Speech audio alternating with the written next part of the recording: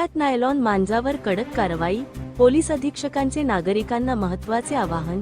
मकर संक्रांतीचा उत्साह साजरा करताना नागरिकांनी सुरक्षिततेचे नियम पाळावेत, असे आवाहन धुळे जिल्ह्याचे पोलीस अधीक्षक श्रीकांत धिवरे यांनी केले आहे. जिल्ह्यात भारतीय नागरिक सुरक्षा संहितेच्या कलम 163 अन्वये नायलॉन, चायनीज आणि काच लावलेल्या मांजावर पूर्णपणे बंदी घालण्यात आली आहे.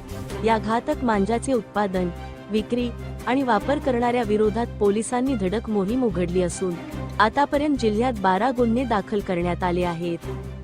तसेच पश्चिम देवपूर पोलीस ठाण्याच्या हद्दीसह शहरातील विविध पतंग विक्री दुकानांची पोलिसांकडून कसून तपासणी करण्यात येत आहे. काही दिवसापूर्वीच जिल्ह्यातील कापडणे गावात पतंग उडवताना गच्चीवरून होऊन एका लहान मुलाचा दुर्दैवी मृत्यू झाल्याची घटना घडली होती. या घटनेचे गांभीर्य लक्षात घेऊन पालकांनी आपल्या मुलांकडे विशेष लक्ष द्यावे आणि गच्चीवरून पतंग उडवताना सुरक्षेची काळजी घ्यावी, असे आवाहन पोलीस अधीक्षकांनी केले आहे. पतंग उडवण्याचा आनंद घेताना स्वतःचा आणि इतरांचा जीव धोक्यात येणार नाही, याची खबरदारी घेणे अत्यंत गरजेचे आहे. संभाजीनगर उच्च न्यायालयाने देखील नायलॉन मांजाच्या वापराबद्दल दाखल एका याचिकेवर तीव्र नाराजी व्यक्त केली आहे.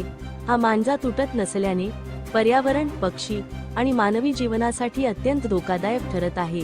त्यामुळे धुळेकरांनी कोणत्याही परिस्थितीत नायलॉन, चायनीज किंवा ग्लास कोटेड मांजाचा वापर करू नये आणि प्रशासनाला सहकार्य करावे, असे आवाहन पोलीस अधीक्षक श्रीकांत धिवरे यांनी जिल्हा पोलीस प्रशासनातर्फे केले आहे. धुळे क्राईम न्यूज साठी अब्दुल रहमान मलिक, धुळे. धुळे जिल्ह्यामध्ये आपण 163 BNSS अंतर्गत नायलॉन मांजा, त्याचप्रमाणे चायनीज मांजा, त्याचप्रमाणे जिथे ग्लास कोटेड मांजा याच्यावर आपण बंदी घातलेली आहे. कोणालाही त्याचं प्रोडक्शन, त्याचं डिस्ट्रीब्युशन आणि त्याचा यूज हे देखील आपल्याला करता येणार नाहीये. याच्यामागे आपण जवळजवळ 12 गुन्हे यापूर्वी देखील दाखल केलेले आहेत. 2 दिवसापूर्वी आपण धुळे जिल्ह्यामधील सर्व मांजा दुकानांचं यांचं चेकिंग आपण देखील केलेलं आहे. त्याचप्रमाणे आपण पश्चिम देवपूरमध्ये या कोम्बिंग ऑपरेशनमध्ये एक गुन्हा देखील आपण पर्यावरण कायद्यामध्ये दाखल केलेला आहे. आपल्याकडे दुर्दैवाने मांजा उडवताना एका अल्पवयीन लहान मुलाचा गच्चीवरून पडून मृत्यू देखील झालेला आहे. याचं देखील भान समाजाने ठेवणं अत्यंत आवश्यक आहे. याद्वारे मी हे देखील स्पष्ट करू इच्छितो की माननीय उच्च न्यायालय संभाजीनगर येथे एक सो मोठो पिटिशन दाखल झालेलं आहे. न्यायालयाने अतिशय तीव्र शब्दामध्ये आपल्यावर नाराजी व्यक्त केलेली आहे.